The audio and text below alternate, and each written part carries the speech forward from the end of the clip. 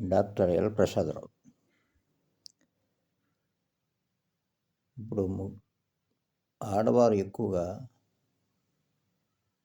మాటికి మూత్రానికి వెళ్ళడం అనేది చాలా పెద్ద సమస్య. వీళ్ళు బయటికి వెళ్ళేటప్పుడు అది చాలా ఇబ్బందికరమైన సమస్య, ఆందోళనకరమైన సమస్య. ఈ సమస్య ఎక్కువగా నీరు త్రాగినా వస్తుంది, లేదా మూత్రాశయం ఎక్కువగా ప్రతిస్పందించినా కూడా వస్తుంది.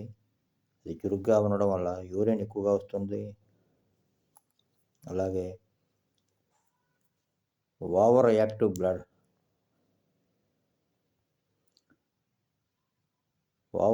బ్లాడర్ వల్ల మెదడు మూత్రాశయం మధ్య కమ్యూనికేషన్ దెబ్బతిన్నా కూడా వస్తూ ఉంటుంది. అలాగే మూత్రాశయంలో చుట్టుపక్కల కండరాలు దెబ్బతినడం వల్ల కూడా మూత్రాశయ విసర్జన కూడా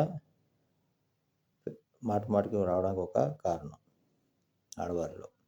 అలాగే కిడ్నీలో రాళ్ళున్నా మాటికి యూరిన్ వస్తూ ఉంటుంది. ఈ రాళ్ళు ఉండడం వల్ల ఈ పొట్ట నొప్పి కూడా వస్తూ ఉంటుంది. చాలా అనీజీగా ఉంటుంది. అలాగే ఈ ఒత్తిడి, ఏదైనా స్ట్రెస్ ఎక్కువ ఉన్నా యూరిన్ ఎక్కువగా వస్తూ ఉంటుంది. అలాగే ఈ మహిళల్లో ఈస్ట్రోజన్ స్థాయి తగ్గడం వల్ల కూడా మూత్ర విసర్జన పెరుగుతూ ఉంటుంది. ముఖ్యంగా రాత్రిపూట ఎక్కువ వస్తూ ఉంటుంది. అలాగే మనం ఎక్కువగా పానీయాలు ఏమైనా తీసుకున్నా మూత్ర విసర్జన తరచు వస్తూ ఉంటుంది.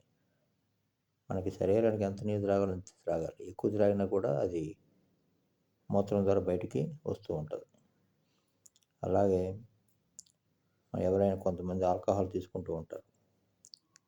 ఆ ఆల్కహాల్ తీసుకోవడం వల్ల కూడా కొంతమందికి మూత్రం ఎక్కువ వస్తుంటుంది. అలాగే ఆర్టిఫిషియల్ స్వీట్నెస్ ఏమైనా తీసుకున్నా కూడా యూరిన్ ఎక్కువ వస్తూ ఉంటుంది. అలాగే కొంతమందికి యూరినరీ ట్రాక్ట్ ఇన్ఫెక్షన్ వస్తుంటాయి ఎక్కువ. ఎందువల్లంటే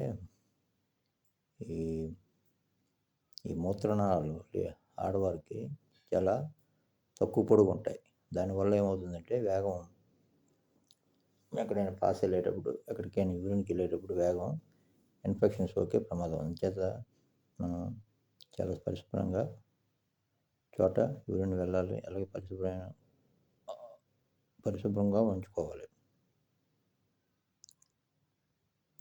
అందువల్ల కూడా యూరిన్ ట్రాక్ట్ ఇన్ఫెక్షన్ వల్ల కూడా యూరిన్ ఎక్కువ వస్తూ ఉంటుంది. ఆ విధంగా ఇప్పుడు మంట కూడా వస్తూ ఉంటుంది.